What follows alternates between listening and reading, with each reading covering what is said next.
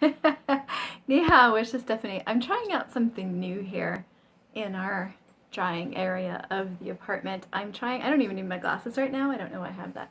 I'm trying, and this is very dark, I'm trying to put my cell phone on just its leash on a hook on the window and then just stand here instead of using a tripod that falls over every 3 minutes. So let's see if this works. It does look a little dark though, doesn't it?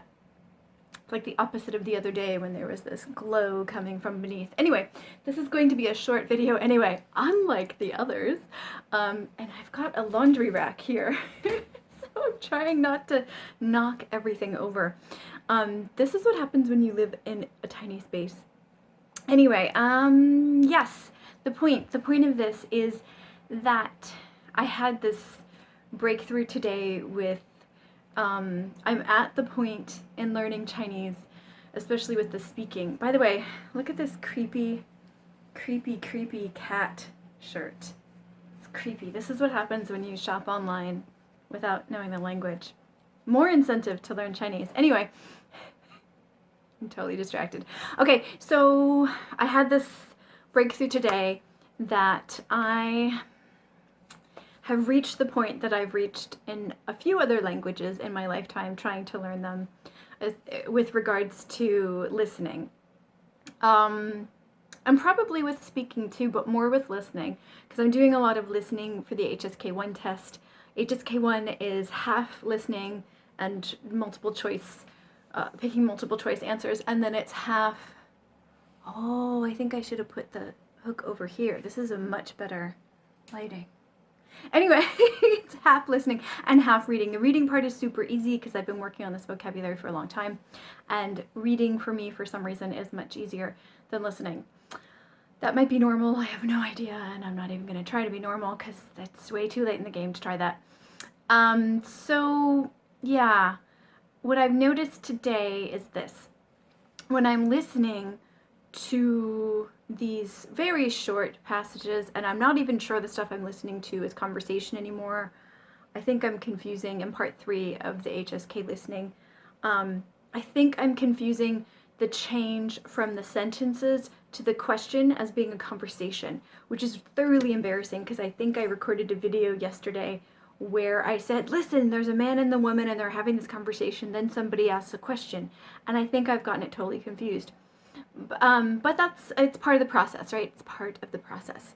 So what's happening is that as I'm listening, I'm wanting to catch the words as they're going by. And please leave a comment in the comment section below if you do this, because I don't know where this is coming from, but I know that I've done this before in other languages, including English.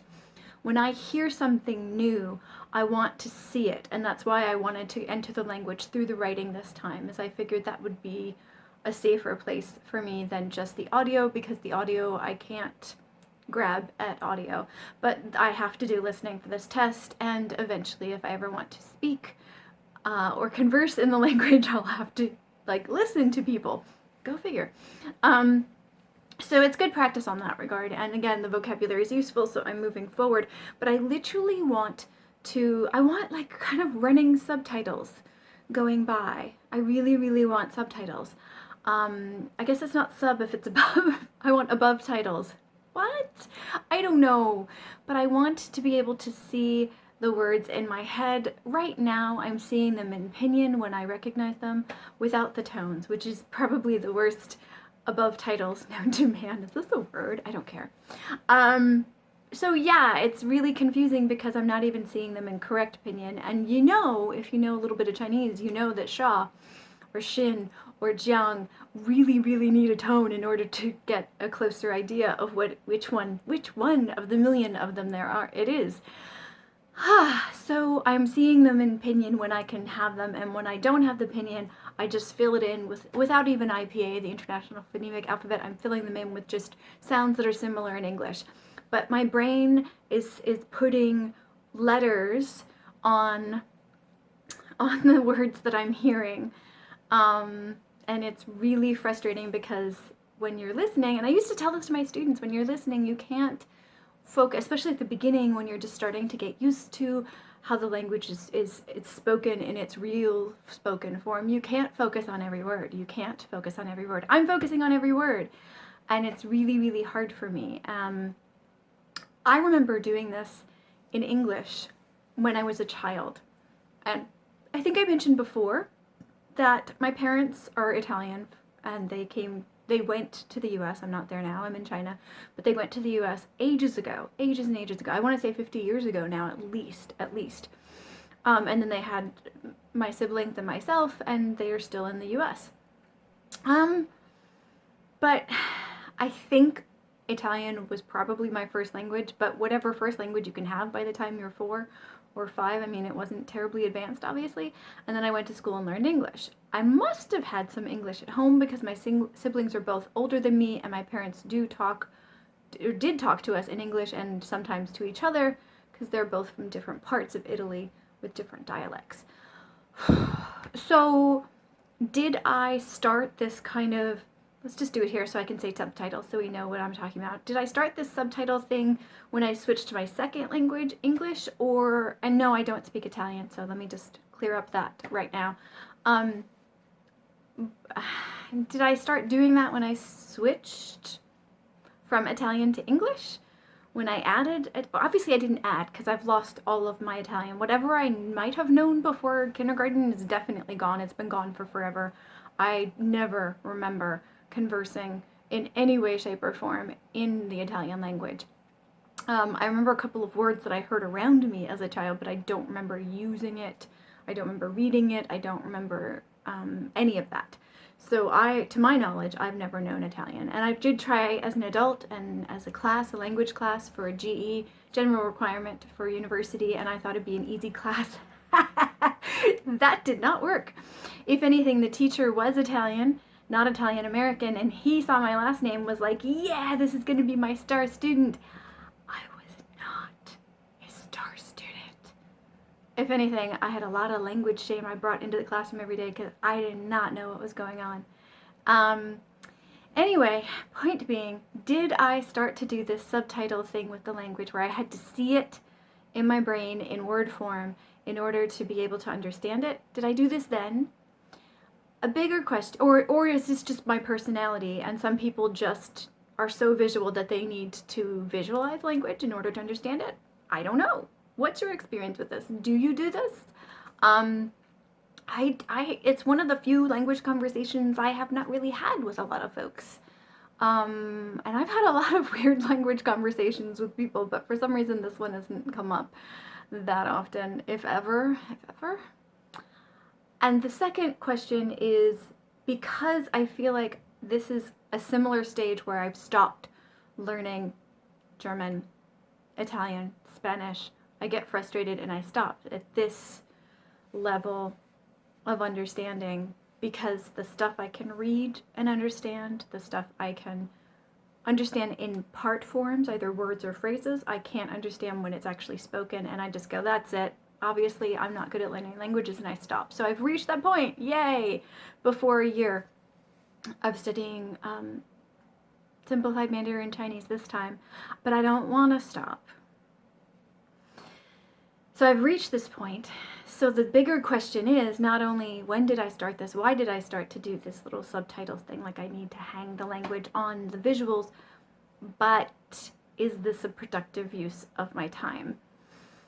I'm thinking the answer is no. My language teacher side versus my crappy language learner side says, cut it out, you can't focus on every word.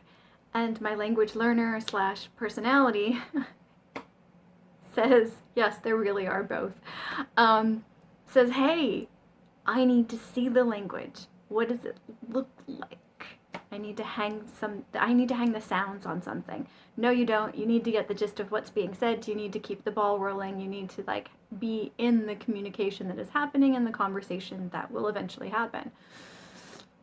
And then the language learner says, well, maybe I just won't converse. Oh yeah? How are you going to read a long passage if you have to be overly focused on? I mean, you can see this conversation goes on and on and on and on. So is it a productive use of my time, or because this is generally where I stop learning a language and give up for a while and then try a different one thinking it might be the language or the motivation or the timing or whatever other reason why I stopped learning a language. I need to do something different this time. Clearly, I need to do something different. What is that something different? I can take the language teacher advice with this HSK1 test. I'm already getting well above the passing point in my practice test, so I'll probably do fine. I'll get my certificate. That's not the issue. The issue is getting past this hump that usually stops me from progressing with the language period, with any language period. This is a huge obstacle. I'm beginning to realize this is an obstacle that usually stops me. And I don't want to stop. Can't stop me now. What is that song? I don't know. Having a good time.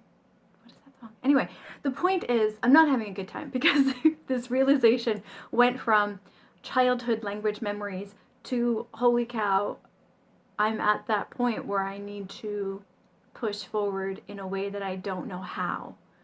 Because this is the extent that I've ever gotten in a language, and I want to get past it, and I'm not sure I have the tools to get past it. I am super excited that I've got the Lightner system to give me a daily task to focus on, and that I've got the HSK, I never thought I'd say this, but I have the HSK test practice materials to give me the tests to focus on, so that I can get past this part of language learning which has made me feel so much language shame for being so interested in languages my whole life and surrounded by languages my whole life, but so bad at being able to use languages my whole life. So here we are. In my About section, I talked about being the crappiest language learner in the world. Can I get past this point? Can I? I did not think I would get here this quick. I didn't realize my level of frustration and the level that I've gotten before was so freaking low. I thought it was higher than this. I thought I would reach this obstacle like at HSK 2 or 3 or something. I didn't realize how much listening was in this. I didn't realize how frustrating it was and how much language shame crap this was going to bring into my language learning. So this just went from I had a memory about my childhood to, holy cow, mountain. A mountain is in front of me. And as I say that, I see the hanzi for mountain, Sean, and I'm trying to remember in front of, and I can see the hanzi because it kind of looks like a angry person, but I can't remember. I know the second syllable is dien, but I can't remember the first. And that's the visualization that is the madness of my head. And this is why communication is so hard for me, because there's so much going on here. And so how does it come out here when it won't stop here? Okay, so that's the end of this video. This took a really weird turn that I was not anticipating. So we're going to focus again on the weird cat guy. I think my husband says it's supposed to be like Captain Jack Sparrow. I'm going to fall off the ledge of this area, but can you see that? He said it's supposed to be a cat version of the Pirates of the Caribbean dude. I have no idea. It was like $5 on Taobao. Don't look at the specials of the day. That's the clue.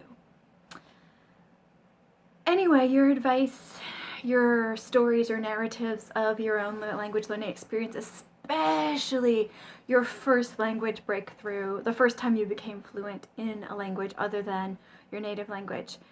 Those stories, oh God, you have no idea how much. I'm going to stop this video and do a very productive, very necessary cry, and not in a bad way, in a very, didn't realize this was coming out, but I'm not going to stop it kind of way.